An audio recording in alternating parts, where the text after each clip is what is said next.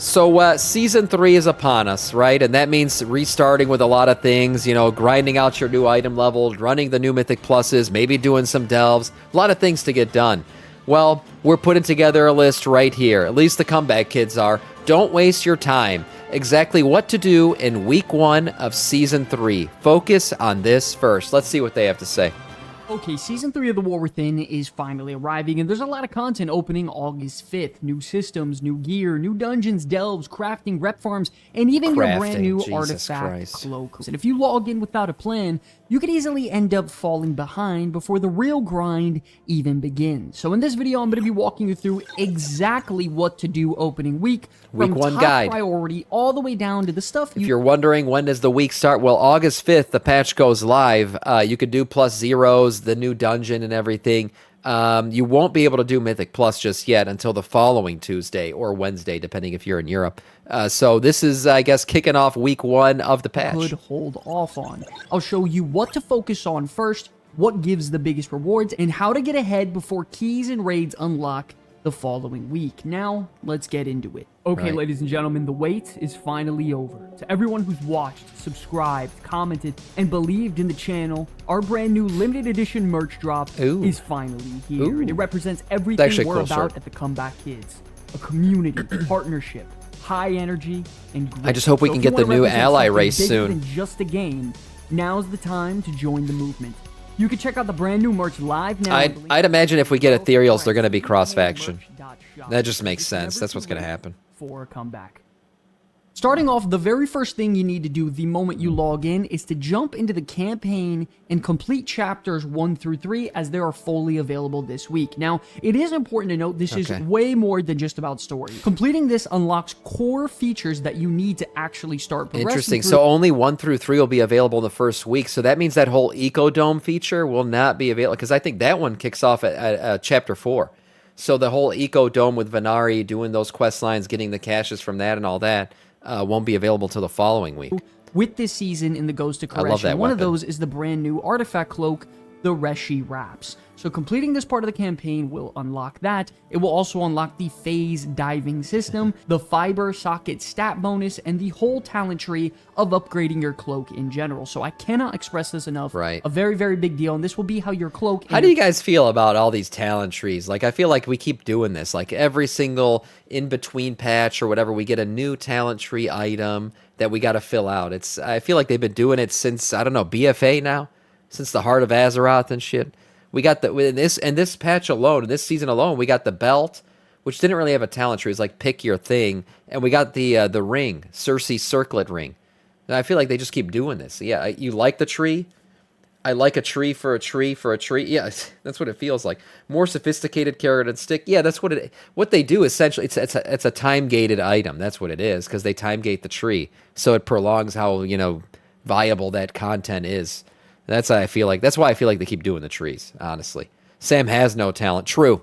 Character starts their progression throughout the rest of the season. So as you go through the quest chain, and once you finally complete chapter 3, you'll be given a quest which will reward you with your cloak, and at that same time, it will also give you your very first fiber, which can be adding stats like haste or crit to your cloak. And it will also give you your first 3 ethereal strands, which is the new upgrade currency for your artifact back piece. After you invest those points, you'll do a super short tutorial, pretty much introducing you to the phase diving system, which at the end of it will unlock you the first talent node, which will increase your cloak to item level 701. From there, you will have free range to enter the phase diving mechanic and start unlocking special effects for your character, depending, of course, on your spec. I'm still not sure. I guess the phase diving maybe is to get the currency to upgrade the cave. I'm not exactly sure what phase diving, like what the reason is going to be to go do that. Is there like maybe probably world quests or something like that could be the reason? Get a world quest cache or something. But to me right now, it just looks like, okay, there's this other feature, and I'm not quite sure why we're going to do it. Fun? World boss? Maybe. I mean, it might just be a world quest feature. I thought there's something more to it. Like I said, maybe it's the currency that you'll get to upgrade your cape is from there. Kind of like muff diving.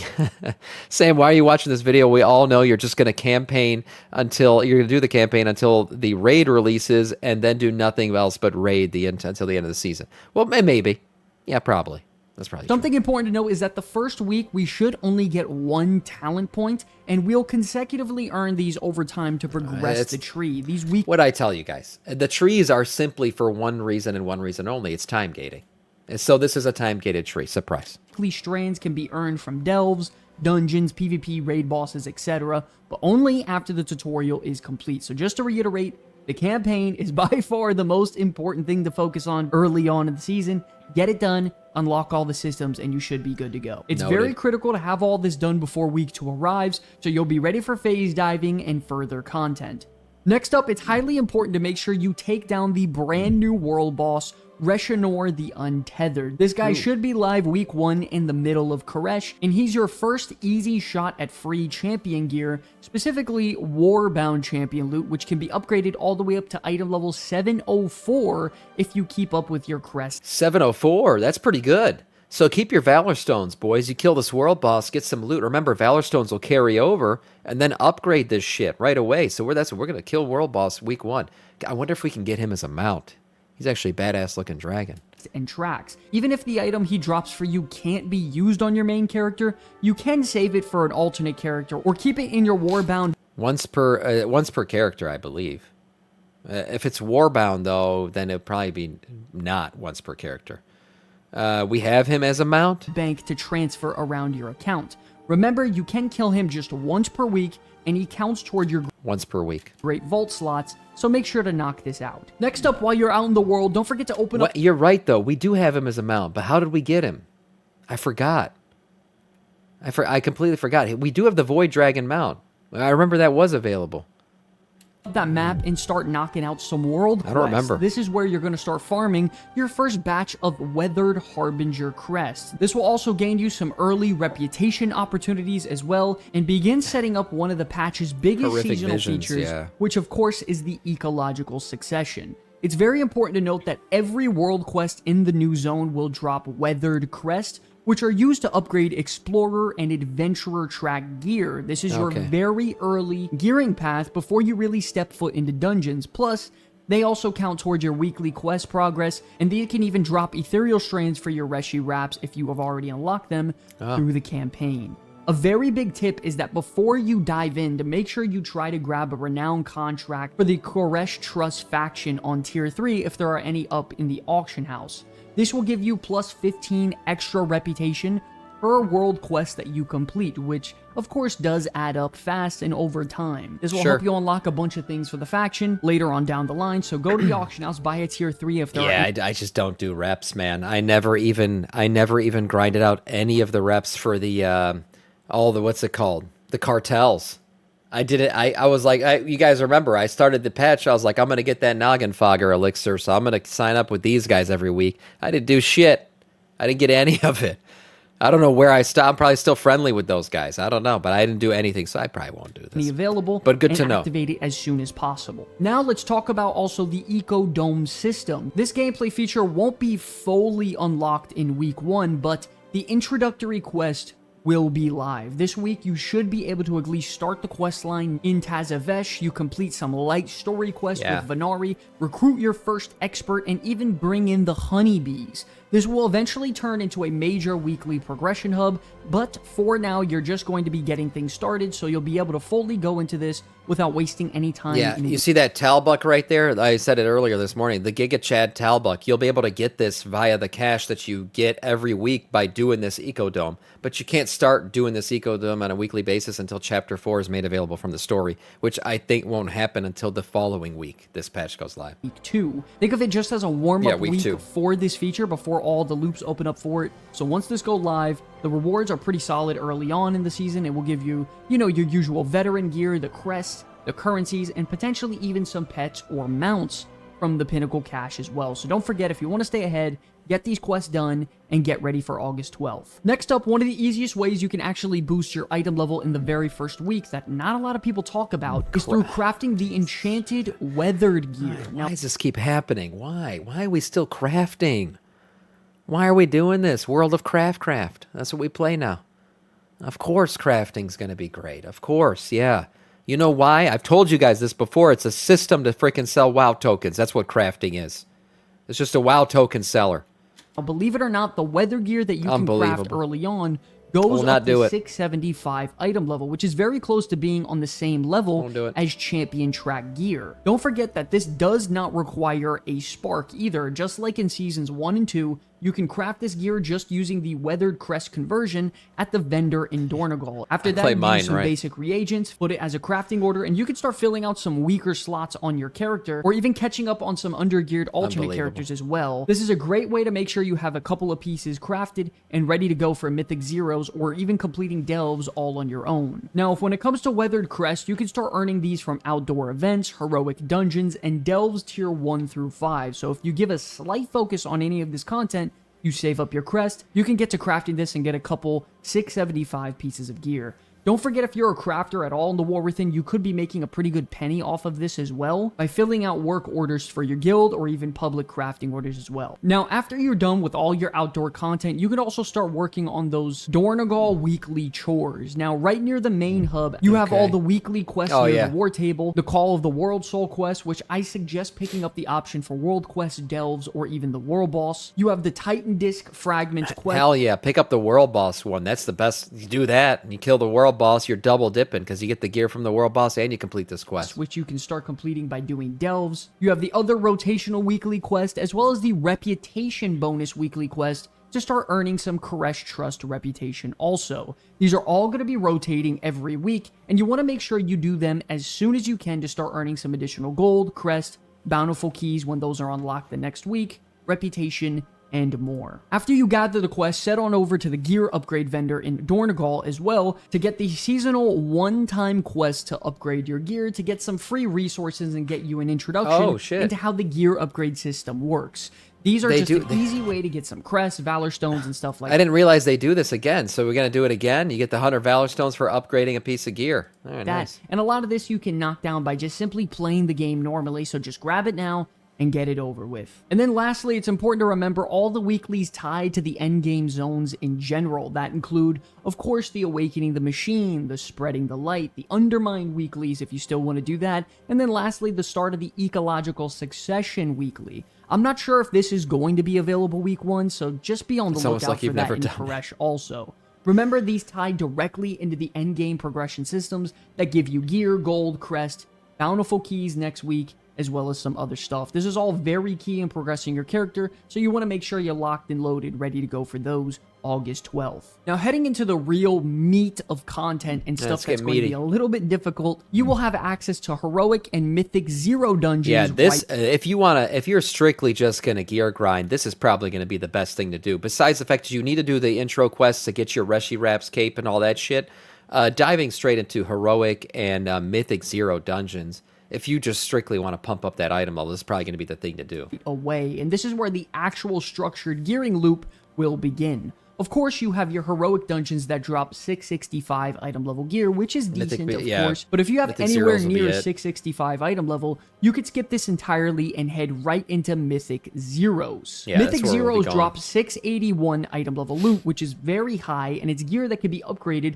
all the way up to 704 item level, which is so you run these and you do the world boss. Run these and do the world boss if you strictly just want to pump up your item level, because I think he said the world boss one can even be upgraded to 701 or 704. So pumping that up, doing the Mythic Zeros, I mean, yeah, that's how you're going to really get your item level up. Very massive if it's going to give you some of your best in slot stats. Now, every Mythic dungeon should be on a weekly rotation, which means you run them once per week. Will Mythic Zero affect Vault? I don't think so. I don't think there's going to be a Vault until the week 1. Oh, yes?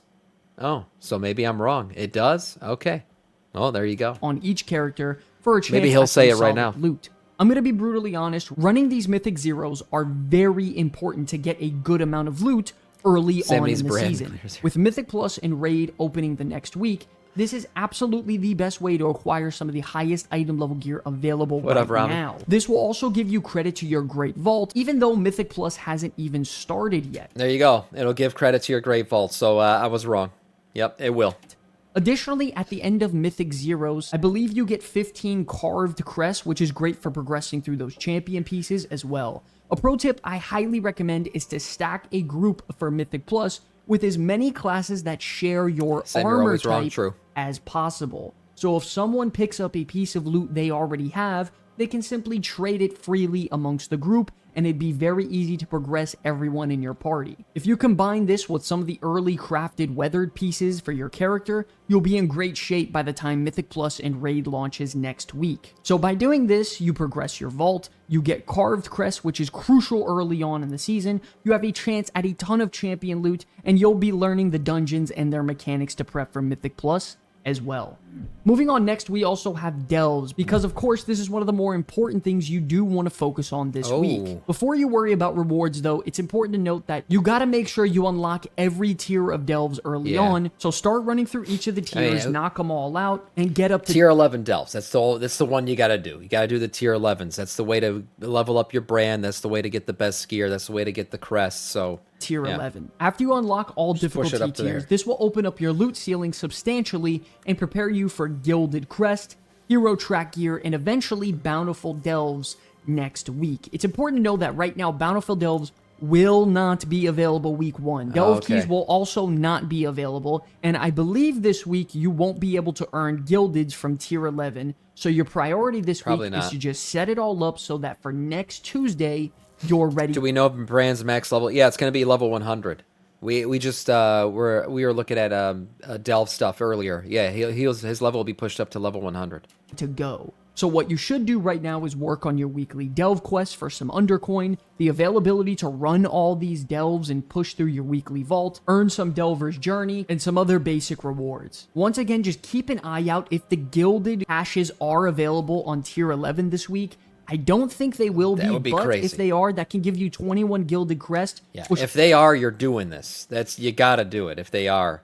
Or is that got no overcharged delves will be gone, and the overcharged delve rewards like the mount and everything will be purchasable via undercoin, and also undercoin resets. So spend all your undercoin this week, like immediately. It's all gonna reset on the next reset of the servers. So spend those, and then if you missed out on any of the overcharged delve rewards, you'll be able to get those via undercoin in the next season. We'll instantly shoot delves to the #1 priority to focus on this week. This is all prep work you want to do en route for the real power push, once again when Season 3 fully launches on August 12th. Additionally, this week you'll also have access to a brand new Renown track called the Koresh Trust Renown. This faction gives you some solid power, gold potential, profession boost, and a lot of different rewards that you can get really early on in the track. This reputation track will start passively increasing as you complete quests, activities across Koresh after you've unlocked it through the campaign. This includes world quests, storylines, rares, side objectives, pretty much everything under the sun